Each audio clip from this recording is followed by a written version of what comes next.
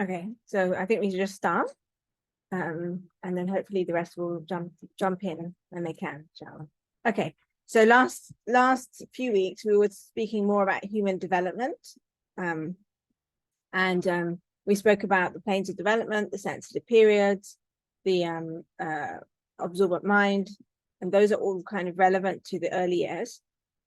There's a lot more information about that on the website, so you can actually log in and have a look at that. But the way that this course runs is it's more about Islamic pedagogy. So we're going to go into looking at principles of Islamic education that we can take from the Quran and Hadith. That's what we'll do today. And then it's going to go into looking at the religious development according to Dr. Montessori, and also and how we can approach that through each stage of development. And then we'll look at the prepared environment and the prepared adult. So you know, that's how it kind of runs. So it's not going to be in sync with what's on the platform, but it's totally related. So those of you who are still looking at the platform, you know, still go ahead and look at those kind of philosophy videos up on there, and materials, and you know, that will still bring benefit, inshallah. But these slides are kind of going to separate a bit, but you're going to see that it's all totally related, and I think you probably would find this more interesting anyway. Okay, so what we're going to do is we're going to look at examples of education or tarbiyah, raising children, that we can see throughout the Quran and the Hadith.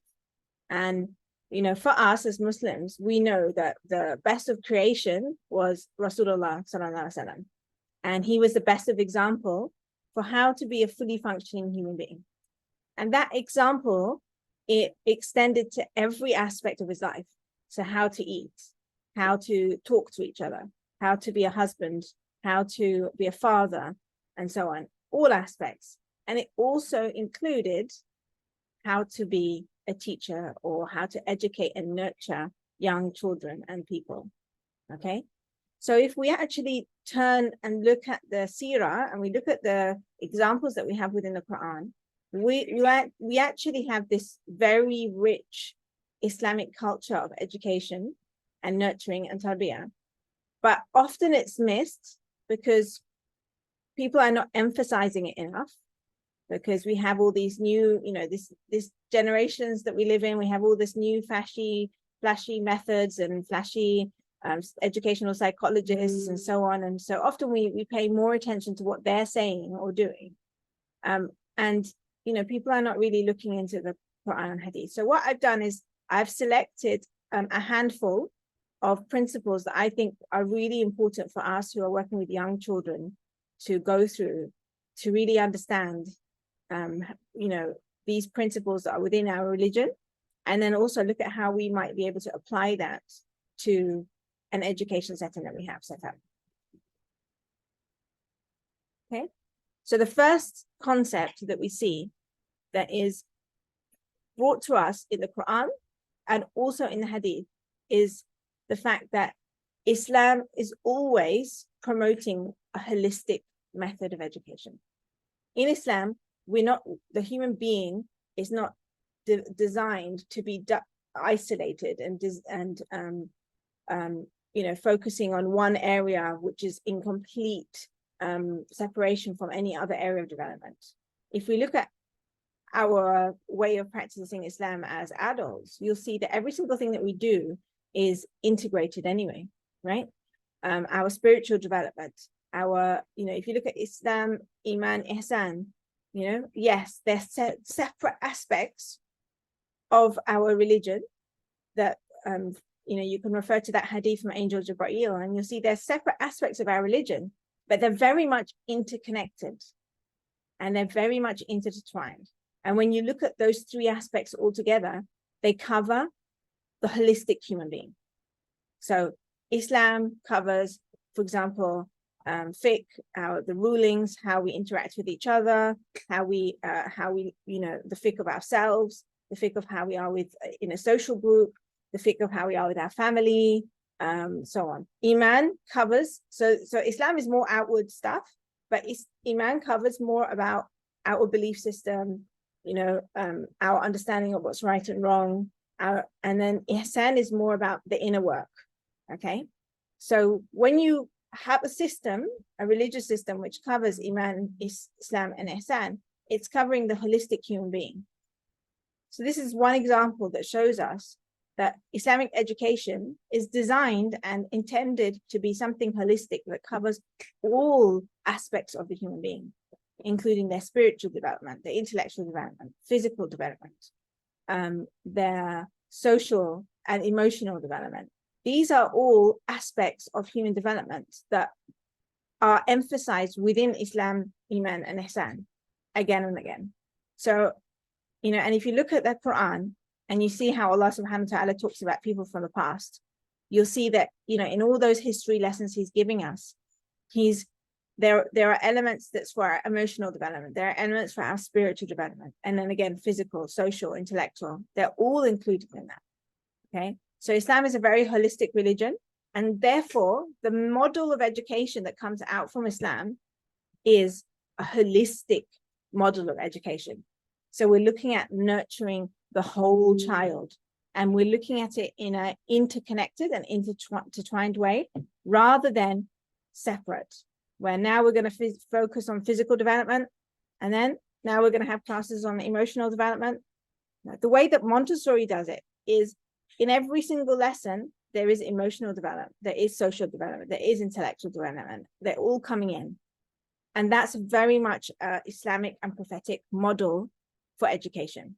So it's important that we keep this in mind when we're looking at providing education to any age group, that we're thinking about it as one holistic view that's interconnected, and we don't separate the areas of the human development. We pay attention to each one individually, but we don't separate them. Okay? So that's the first concept, which I think is really important that we have to remind ourselves. Another concept is the idea that in Islam, if you look through the hadith, you will see that every single stream of knowledge, whether it's a science or a mathematics or a language or geography, history, every single stream of knowledge is interconnected. Okay, if in modern Islam, we see that we have a division between the study of Islamic studies and then the study of you know, like sciences, and they split it up into ilm al-dunya and ilm al-akhirah. So they call it the knowledge for the afterlife and the knowledge for our dunya life, right? I'm sure you're familiar with that. Are you familiar with that? It's kind of separated like that. So a lot of people are kind of led to believe that if you want to be a very good Muslim and you want to get close to Allah and you want to focus on your religion, you have to go towards the ilm al-akhirah, which is the Islamic sciences only. And if you're not focusing on those Islamic sciences and you're studying something else, which is a worldly science, such as maths or geometry or geography, or you're studying to become a doctor or to become a lawyer or whatever it may be, then you're not somebody who's really so focused on your deen. I think, I don't know if this is the same as what you've experienced in the communities in Australia, but this is very much what we've seen in communities in Arab countries and in like Malay countries, Indonesia, also some the other Asian countries such as India, Pakistan, and so on, is they have this really, really firm division, and they see that Islamic knowledge is connected to the Islamic sciences. So that means you're studying Hadith, Quran, Arabic, and so on. And often what we see is that children who are not so inclined to go and study Quran or go and study Hadith or so on, often what we see is that, you know, if they are stepping more towards the worldly science, that they feel like they have to step into this more Western professional world. And we see that kind of attention to their deen or their religion kind of comes away from that. Have you got something similar in Australia at all? I don't know how the dynamics for this works. Is that Jean, Rania, anything?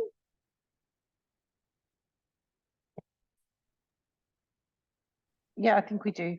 So I know just around the corner from where we work, there is a Muslim school, and at that school you can choose. So once you get to like, high school, you choose, do you want to go for the, like the Islamic road, or do you want to go for the academic road? So it is, yeah, like you said, much more separate. Whereas like I went to Catholic school, same thing, like religion was a subject for like an hour a week or whatever. And then all the other subjects were not related at all. Yeah, yeah. So that's what we're seeing. This is like my husband's an Islamic scholar, so he was saying that this is a very like modern thing that has been happened to the Muslim world, let's say within the last 200-300 years, that there's this really big division between Islamic sciences and worldly sciences. But actually, if you look at the Quran and you look at the Hadith, all of these knowledges are interconnected and they're all valued. So the Prophet Muhammad he said that lost property is knowledge is the lost property of believers.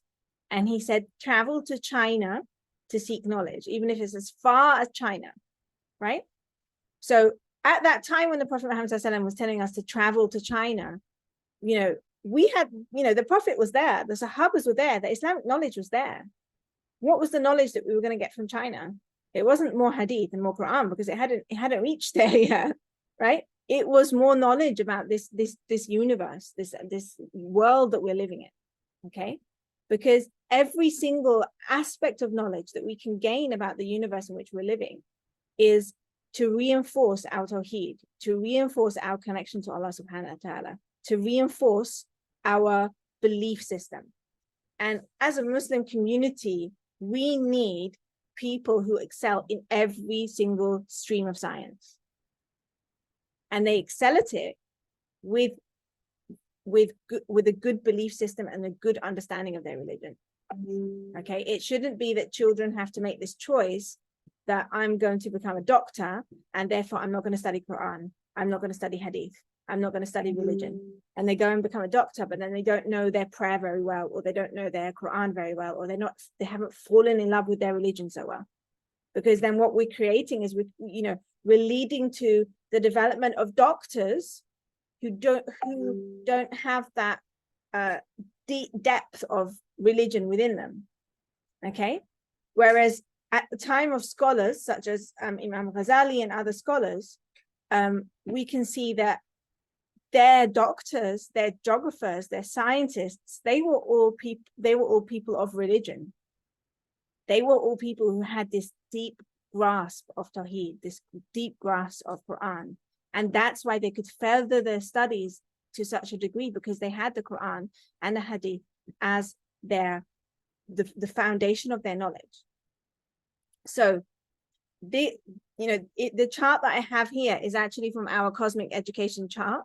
And this is basically the curriculum that we use in our Montessori school for elementary. And basically it's the idea that every single subject that your children are going to study are all integrated and interconnected, and everything is there to bring us back to Allah subhanahu wa ta'ala. So if we look at the Quran, we'll see that in the Quran, Allah tells us that he created the universe and he filled it with signs, right, to turn us to him. We can look at the example of, for example, Prophet Ibrahim. And I'm sure you're familiar with the story of how he looked at the stars, he looked at the sun, he looked at the moon to reinforce his faith. And through his contemplation of the universe, it reinforced his faith and brought him to Allah subhanahu wa ta'ala. So the idea is that anything that you study within this universe, it's all the creation of Allah. And the only reason that Allah created the universe is to bring us to him. So whether you study science, or whether you study history, or whether you study mathematics, or become a doctor, or become a lawyer, or become a baker, or become a cat breeder, or whatever you may become, within that knowledge that you're studying, you are studying the creation of Allah subhanahu wa ta'ala, and it should be in a way that brings you back and reinforces your tawheed to Allah, your tawheed and connection to Allah subhanahu wa ta'ala. So like, I'll give you one example, just a personal example, just to make you laugh as well. So I told you before that I'm a cat breeder, right? So my husband tells me he's a Tawheed teacher. He's a Tawheed teacher. So he tells me Allah teaches you Tawheed through the cats. He's like, when there's a cat that's sick, then you turn to Allah, you're asking him, and and he's like, that's how Allah teaches you to connect to him through whichever subjects or areas that you're naturally inclined to. Yeah. So like even the example of education, we're all here as educators. And even within education itself, when we look at how Allah subhanahu wa ta'ala created the child, and we look at how Allah, developed the child in stages, and he gave the absorbent mind, all of this should make us feel like, wow, how marvelous is this creator? How marvelous is Allah subhanahu wa ta'ala? And reinforce that tawheed within us, right? So that's what this concept is that all streams of knowledge are interconnected, and they're all there to take us back to Allah subhanahu wa ta'ala and to reinforce our tawheed and our belief in him. Okay, so any child, Muslim child who studies any area of knowledge, so if you have a child who's really, really keen on botany, that's wonderful. It doesn't mean that they have to leave the knowledge of Islam, because within botany, there's so much from the Quran and the Hadith that we can integrate and bring in there to reinforce the tawheed. Okay, so this is a really, really important concept. And this is something that I'm working my PhD on, because we often ask ourselves, like, what's happened to Islamic education? 1,000 years ago, we had these great Muslim scholars who were the leaders of knowledge in the world. And then what happened? And this is part of the reason, is this separation has caused those great, brilliant minds who decide to go into science, they leave the studying of religion. So there's a separation. But with Islam, there's no separation. Everything is integrated and everything is together, and everything is the knowledge of Allah subhanahu wa ta'ala, the knowledge for Allah. It's not separated.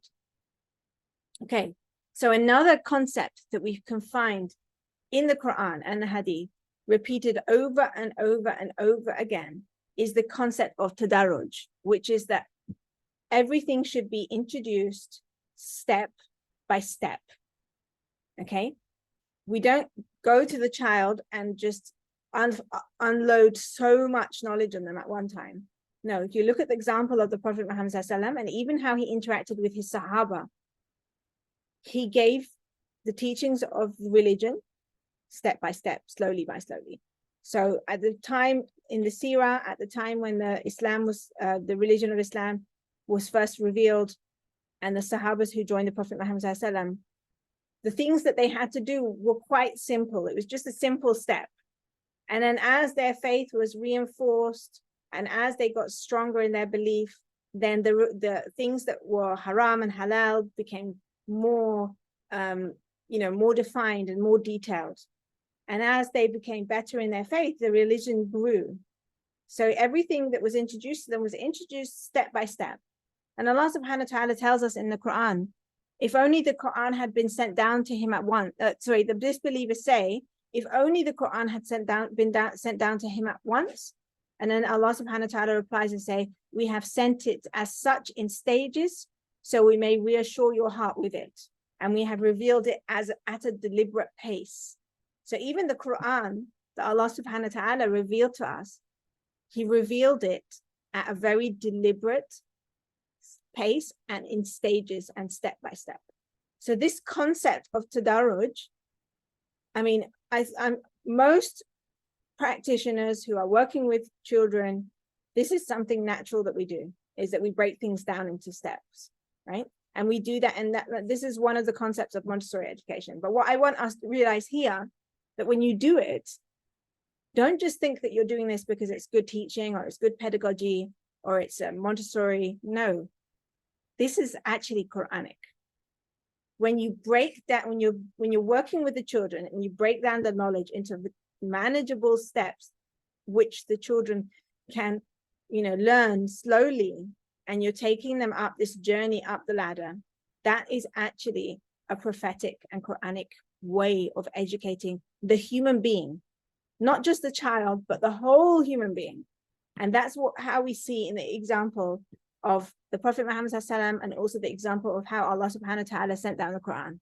So this concept of tadarruj is really important for us, that if we're going to introduce anything to children, we need to break it down into manageable steps and take them step by step on this journey to reaching that full understanding of the concept that we're giving them.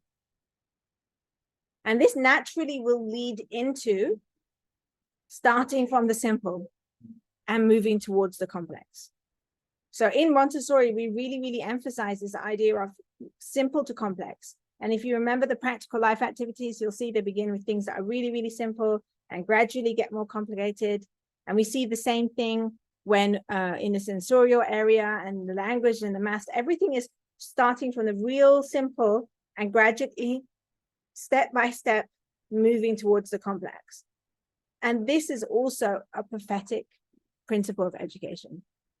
If you read the seerah of the Prophet Muhammad ﷺ, you'll see in so many examples, he started with the simple for the people that were around him, whether it was children or adults, to be able to easily grasp and master that. Okay, and then he moved towards the complex. The Prophet Muhammad ﷺ, he tells us in a hadith, make things easy and do not make things hard. And often we see, like in modern education, especially when it gets to like primary, elementary, and high school, there kind of comes this like time where it's like the educators are trying, they give knowledge and then they're trying to catch out the child, right? Catch them out to see what they know and don't know. Have you ever experienced that? Right? Of kind of like catching out the child. So you're giving knowledge, but then you design it in such a way that, you know, you're going to catch the child and say, oh, see, this is what you need to learn. This is what you need to do. This is not what you need to, whatever it is, right? And that's quite different from what the Prophet Muhammad ﷺ is telling us here, because he's telling us to make things easy. He's focused more on the little steps of success that the child or the adult makes on this journey towards the bigger success. And if we study in human psychology, we'll know that, you know, the value of people succeeding at each step is really, really important. So when you've done something and you've felt that you've succeeded, it gives you this boost of energy to go to the next level. Whereas if you're constantly caught out and you're constantly failing, you lose your momentum. You lose your momentum to keep going, and you lose your momentum to excel. Whereas if you're in a system that is focused on these small, easy steps that you succeed at, that are just the right amount of challenge, so not too much difficult for you that you are going to fail, but not too easy that you don't have to put effort, just the right balance, right, of challenge, and you succeed at it, then it actually gives you this boost of energy that I can do more, I will do more, and you work towards this greater goal. So that is a really prophetic concept that we see that the Prophet Muhammad ﷺ, he used that concept throughout his dealings with the Sahaba and people at his time. So that's a really, really important concept. And I think we really need to think about that, because that one is quite different from what we see in the modern education system, where the modern education is not really, there are step-by-steps, and there is this idea maybe of simple to complex, but there's also this idea of, you know, having the exam or the homework that's going to catch out the child and level them out. But what we are looking at here is not actually that, but it's actually, you know, celebrating each step, you know, giving things at the level that's just right for the child so that they can succeed at it. And I think, yeah. And then we have like from Imam Ghazali in his book Ulumuddin, he talks about starting at the level of the learner. We have to approach the learner from the level that they're at. You know, we're not going to come in with this really high level of expectation and, you know, a huge, you know, very in-depth skill. And we've got the child who's down there, and we're trying to force the child to rise up to our expectation. You know, Imam Ghazali talks about you know, coming down to the level of the child so that you can take them on this step-by-step journey and you can help them from simple to complex to reach where we envision and we see them to go. Okay. He says that among the responsibility of the teachers is to stay within the capacity of the students' understanding. He must not give them material that is intellectually out of reach, causing them to be discouraged or confused. And as for the student who's having difficulty learning, only things clear and suitable should be presented to him or her, and the more subtle matters should be withheld. So you can see that this is really a system that's built on success, a system that's built on enabling the child to succeed, enabling the child to believe that he can do it. Because we as educators have to take that time to really see what's the capacity of the students, what's the level of the students, and how can we take them from here to here. That's our duty. But often with modern education, you know, the child is here, the curriculum that they're expected to do is here, and the child is constantly being forced and battled to make that leap up to here without all that full support. And a lot of children, unfortunately, will fall through the holes. You know, they won't succeed, and they begin to have this negative speech to themselves that I can't do this, I'm not good enough, I'm not clever enough, I'm not successful enough, I'm not this, I'm not that. And those words that we say to ourselves as children, they grow up and become the language that we talk to ourselves in as adults, right? When, you know, where we blame ourselves. But actually the human being is designed to be able to achieve anything, right? We have a huge potential, but to actualize that potential, you need to really start with where the child is at, the level that the child is at. Okay. Another aspect of prophetic education is the idea of tailoring your lesson or your presentation, tailoring it to the individual needs of the learners, right? So we see that the Prophet Muhammad SAW, when he was talking to a group of people, throughout the seerah, he would always speak to the people in the language or the mannerism or, you know, the linguistics that were familiar to them. So sometimes his language would be really, really refined and really high, and he was talking to people who were really intellectual and, you know, really needed that higher level of explanation and thinking. And then sometimes his language, he would use slang, or he would use other words that were not, you know, his normal words that he uses, but he was using them because those are the people that he was talking to, right?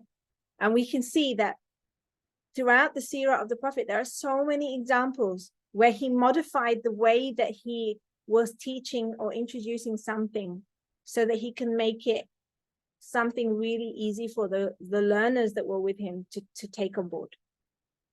So this concept of really thinking about the needs of the learners that you have in front of you, their unique needs.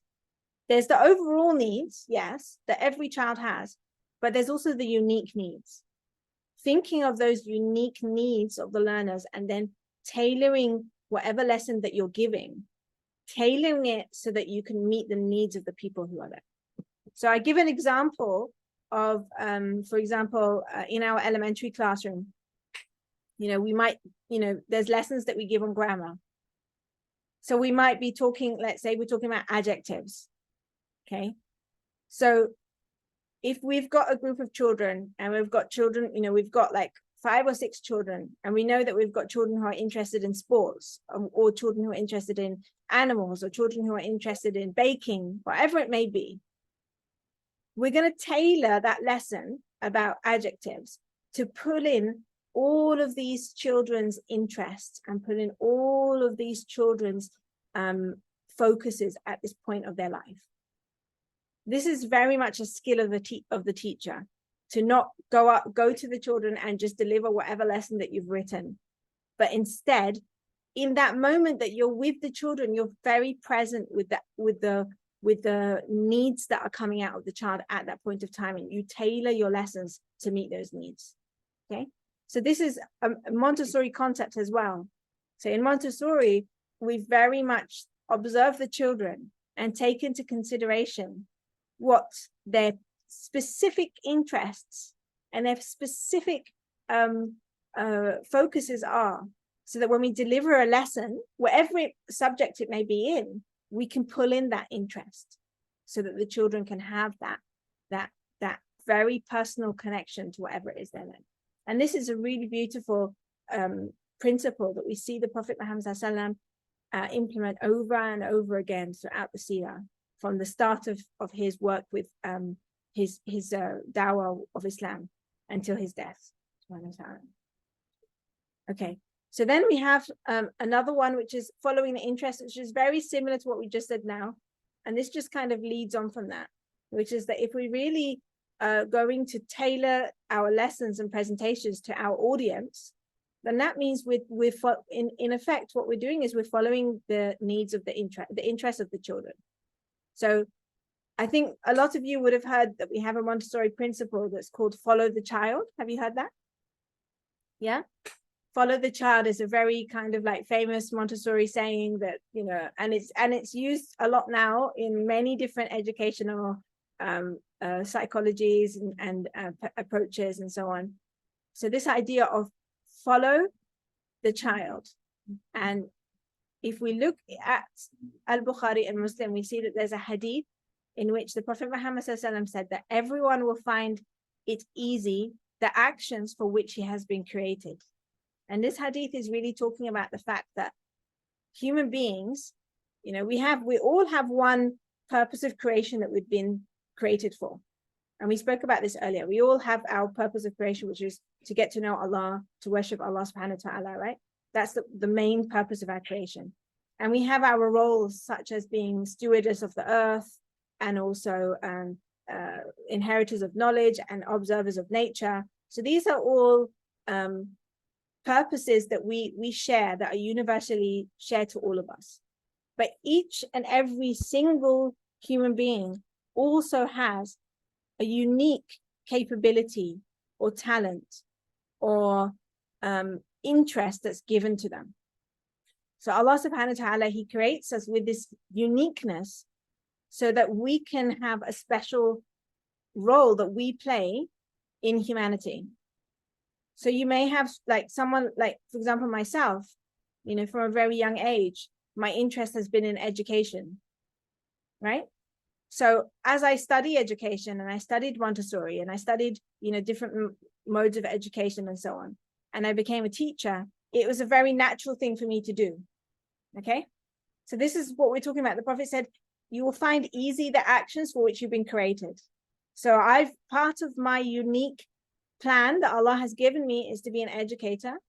And so I find it easy to become an educator, to learn about education, to become a teacher, to become an educator, to refine myself, to try and be a better and better education and so on. We see this with the children as well. So if you see, like sometimes we see children who are just naturally linguistic, right? And it's so easy for them to pick up a new language. It's so easy for them to pick up rhymes. It's so easy for them to read, to do all of that. And it's something that they really thrive on. Okay. You know, you can see it in so many things. You can see the children who are naturally inclined to mathematics, the children who are naturally inclined to science. These are the actions that they've been created for. These are the streams of knowledge which they, if given the opportunity, they might excel at those streams of knowledge and take them to another level, a higher level. So the Prophet Muhammad SAW talks to us about following those interests that we see innately within each human being or each child. So that fits with follow the child that we speak about in Montessori. And I think I've got, yeah. So the Prophet Muhammad SAW, it's his method when he saw an interest of the children, what he would do is he would use that interest to connect to the child. So we have this hadith from where there was a small boy at the time of the Prophet Muhammad SAW, and he was called Abu Umayr. And he used to have this bird that he loved, and he called his bird Nughayr. Okay, so whenever the Prophet Muhammad SAW used to see this boy, he used to say to him, how is Nughayr? How is your bird? How is your bird? Because he knew that the most interesting thing for that child at that point of time was his bird. There's another story about a girl who had this new dress that she was wearing, and she was so happy with her dress. And when the Prophet Muhammad met her, he commented on her dress because he knew that was what was of interest to her. Okay, so this is like an example of where the Prophet Muhammad, the way in which he connected to children was through observing and looking at what's their interest, and then we follow that interest with them. And the bird of Nughair passed away, and the Prophet Muhammad saw the small boy Abu Umair really sad, and he turned to him and said to him, "Oh Abu Umair, what did Nughair do?" You know, which is really, really sweet to think that the Prophet, you know, the best of creation, the leader of this ummah, who carried all this weight on his shoulders, right? He took the time out to pay attention to the small interests of the children. If you can give me 1 minute, I just need to break my fast because the adhan is just calling now. So if you give me 1 second, I'll just be 1 minute. Hope that's okay. 1 second.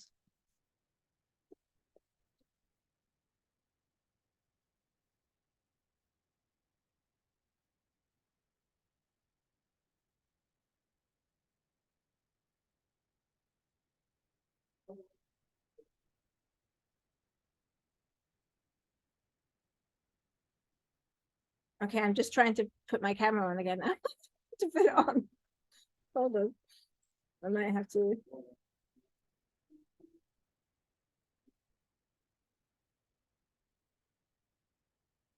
Share again. Sorry.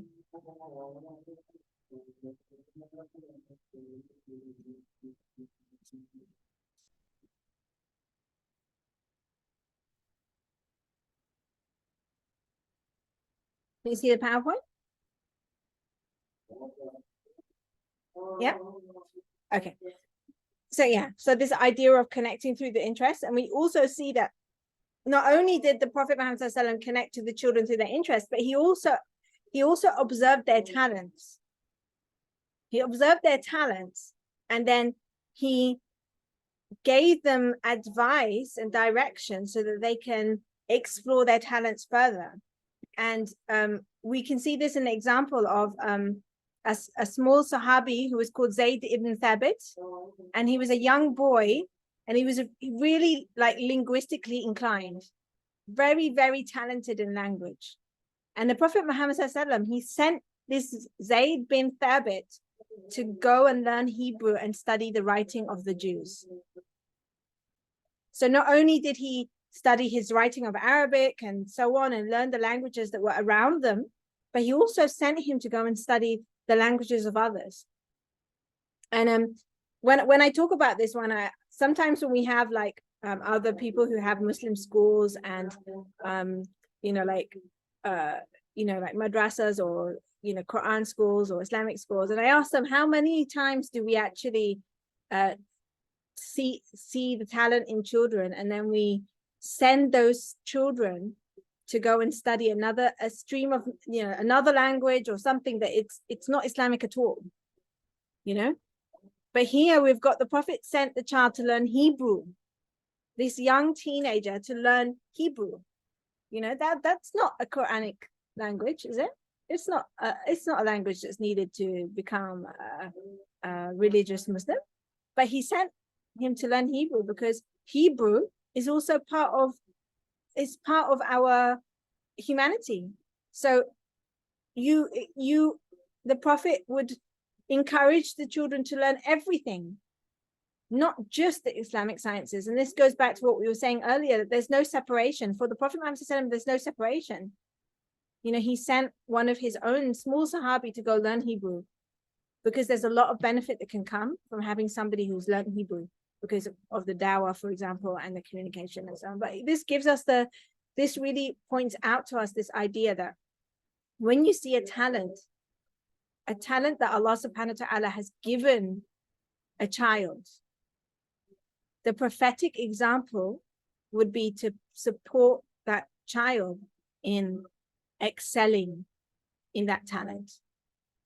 so that they can master the area of that talent. Yeah. So this all goes along with what we were talking about, following the interest and tailoring lessons to the children's needs and so on. So another concept that we see in the hadith in the Quran is the concept of learning being practical, being active and practical in the participation of knowledge. Islam is not a religion where you just gain loads and loads and loads of knowledge, but then you don't act upon the knowledge. Action always comes together with the knowledge that you learn. And we see in the examples of the Sahaba at the time of the Prophet Muhammad ﷺ, when they used to read Quran, they wouldn't memorize like the whole Quran and do nothing. No, they would memorize 5 ayahs or so, and then they would implement those in their life. And then they would go on to memorize more, and then they would implement more. So along every step of the memorizing and learning, they would implement that in their life. That's how the Sahabas were. So this really emphasizes this concept of you have to be practical in your learning, and whatever knowledge you gain, you need to be actively applying that. So this really meets nicely with the idea of hands-on learning. Okay, there's a hadith, no, not a hadith, there's a saying from a sheikh called Sheikh Saleh bin Fawaz, who says, knowledge without action is like a tree without fruit. Yeah. And then also we have in the Quran, what Allah subhanahu wa ta'ala tells us, very hateful is it to God that you say what you do not do. And I think we've seen the danger of this in so many levels. People who preach or who share something, but in their own life, or maybe in their own private homes, they don't do what they say. Okay, and this is something that is hateful to Allah subhanahu wa ta'ala. So if we want our children to be implementers of the knowledge that they are gaining in their preschool years, and their elementary years, and their high school years, then we need to give the lessons and the experiences in a way that's very much hands-on. Okay, so for example, I'll give you an example that, recently in our elementary, the children were learning about wudu. And then, as they go through wudu, of course, they'll do the practical part of wudu and so on. But then we also covered tayammum, right? So the teachers actually took the children out to find dirt and to actually practically do the tayammum, okay? And we see that when the child is physically there doing that physical action, so they've studied it just as a formal lesson, but then they've gone out and they're doing the practical part from it, we see that their children will actually engage at a much higher level, and their mastery level will be a lot higher. So we have to remember that the Quranic and prophetic way of educating is always that the action comes alongside the knowledge.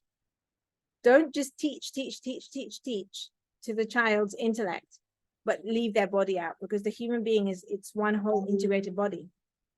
Okay, so the learning has to be hands-on, and there's many examples that we can do that. And I think like in early years, it's becoming a lot more hands-on. If you look at early years education 50 years ago, it wasn't really hands-on, but now things are becoming very hands-on. But we need to take that concept beyond, even into the elementary and to the high school years, make things really practical so that whatever the children are learning, they can implement it straight away.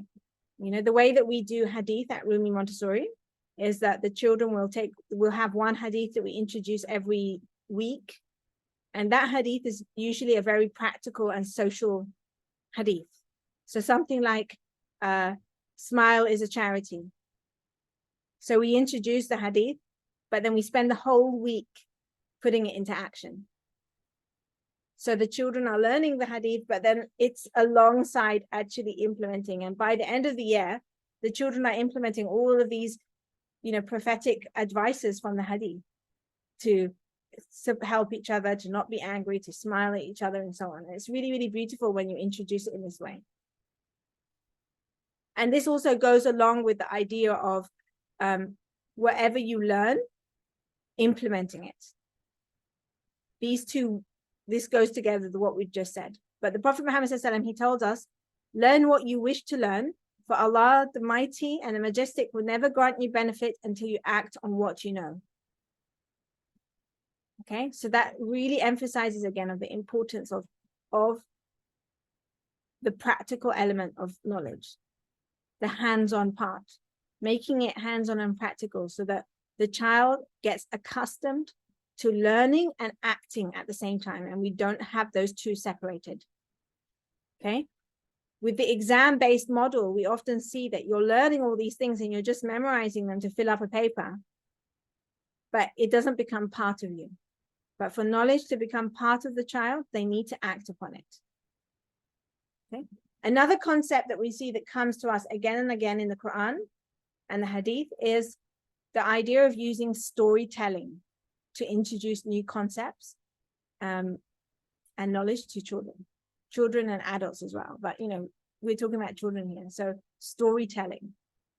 I mean, if you know, when you go through the Quran, you'll see that the Quran is filled with story after story after story after story to give us all of these, you know, opportunities to learn new concepts. And the Prophet Muhammad SAW as well, he would tell stories.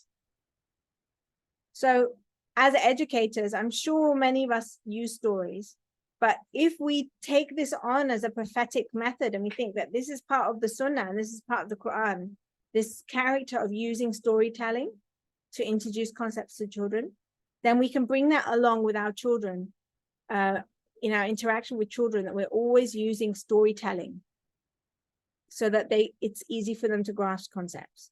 And, you know, early years is normal. I mean, I'm sure lots of you will use stories in the early years, but we do see that as it gets to the later years of education, we kind of stop using the storytelling. But this is a very, very rich part of Islamic pedagogy that we need to ensure that we're emphasizing. And when we tell the stories, we need to realize that we're doing something that's prophetic and Quranic in a sense. Okay.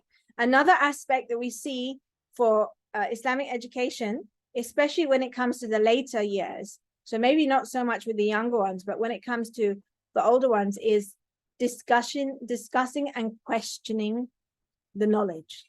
So the way the Prophet Muhammad would interact with his Sahabas, he would have these discussions. He would give them the opportunity to question.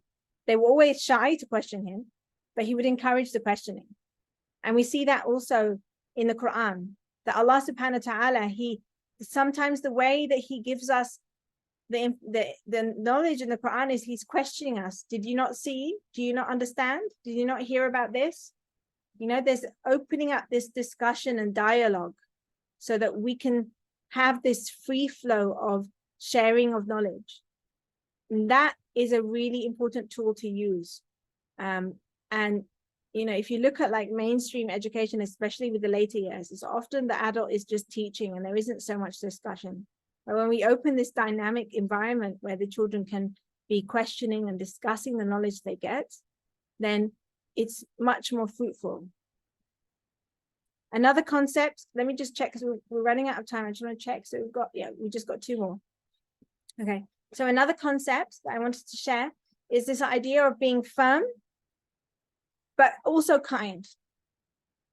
So the Muslim educator or the Muslim parent has to really get this balance right of being firm and having our boundaries and our structure and guidelines that we have in place for the child, for the best interest of the child. But at the same time, we're really, really kind and loving. Okay, this is how the Prophet Muhammad sallallahu alaihi wasallam was with his Sahaba, with his children, with his grandchildren. He tells us in a hadith, Allah did not send me to be harsh or to cause harm, but he sent me to teach and to make easy. And in another one, he says that the religion of Islam is not to be harsh, but it's about being balanced. Okay.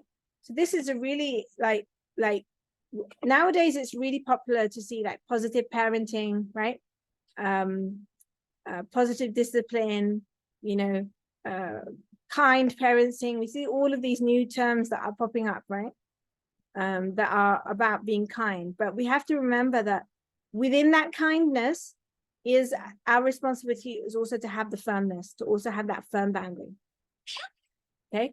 Because the best development of the human being is going to come about when they're in an environment that is both firm and kind. If you're too kind, it could possibly lead the children into doing things that are not great for themselves or for others.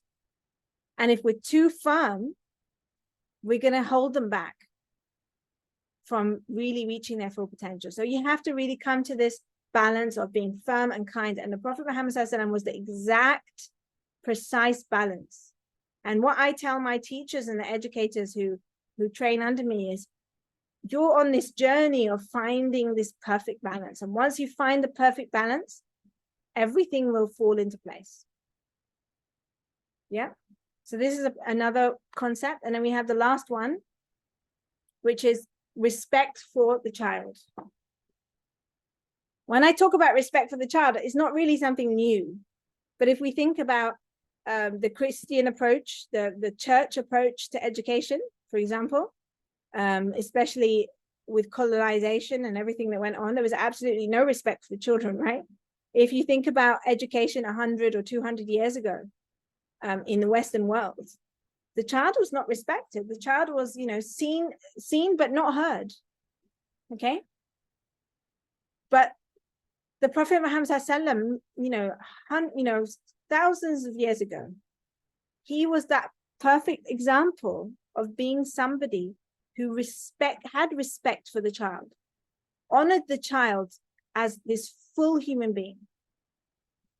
We see this example in this hadith, where the Prophet Muhammad sallam, he had a group of older people with him, and he was bought a drink, and the Prophet Muhammad sallam drank from it, and then it's a customary at the time of the Prophet, the part of the Sunnah is that you give to the elder people first, but also that you give to the person who's on your right first.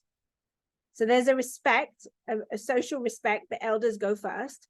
But at the same time, there's this, in Islam, we start on the right. So on the right of the Prophet Muhammad ﷺ was a little boy. And the Prophet Muhammad ﷺ, out of respect for this little boy, even though that there were elders sitting with him, he turned to the little boy and he said, would you permit me to give the rest of this drink to these people on my left? And the boy replied and he said, O Messenger of Allah, I would certainly not give preference to anyone in anything that might come from you. So the Prophet Muhammad ﷺ handed the drink to the boy and he drank it. Right? So even in this example of the drink, the Prophet Muhammad ﷺ, he had Sahabi sitting with him, older Sahabi sitting with him, but he still offered that boy the full respect that he should be given. So this concept of respecting the child, we can see it in countless hadith and countless examples of the Prophet interaction with children. And it's a really, really important thing for us. And nowadays we do have respect for the child. It's kind of something that you see across the world. But we have to remember that when we're talking about respect for the child, it's the way in which the Prophet Muhammad ﷺ showed us.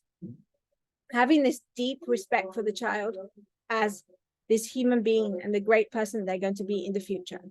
Okay? We respect them, but we also have our firm boundaries.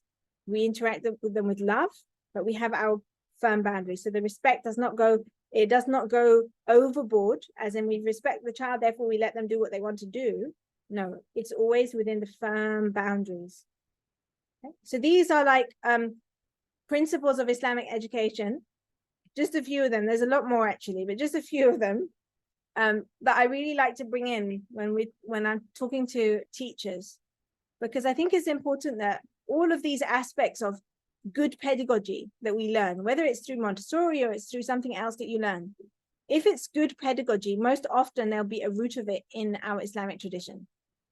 And a good way for us to begin to move from just educating our children towards prophetic education is that we have to understand those pedagogies from the Islamic point of view, so that now we can shift our understanding that when we do something, we're not just doing it because Maria Montessori said it, or because this other educational psychologist said it, but we're doing it because the Prophet Muhammad ﷺ did it.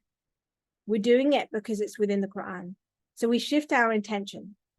When we shift our intention and we start to do something because of the Prophet, then we're doing a sunnah. Or we start to do it because it's in the Quran. Again, we're doing something that's connected back to our Tawheed. And the barakah that comes with that, and the barakah and support that we get with that is beautiful. It's incredible.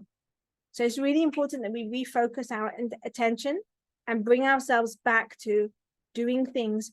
You know, when we're doing these great pedagogies, we understand that the root of it is always in our religion. And if you don't find the root within our religion, then we need to question that aspect of the pedagogy and question, is this really truly according to the fitrah of the child?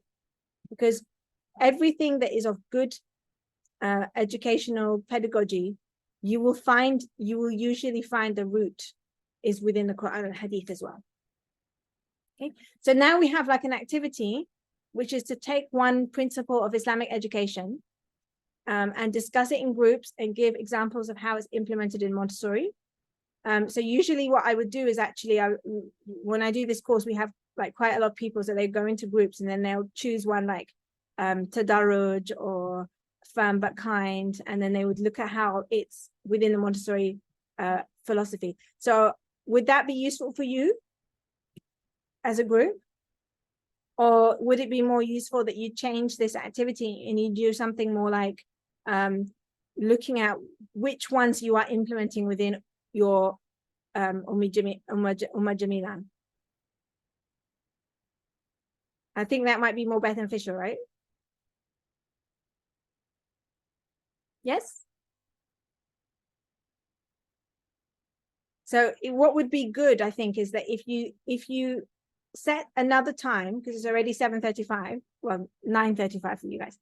If you set another time, maybe to come together as a group, I think that it would be good if you can just go through these principles quickly and look at how you are implementing them within the work that you're doing with children.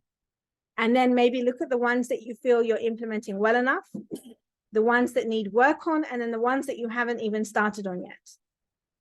And see if you can start to bring in these principles and examples, start to bring them into the way that you provide for children.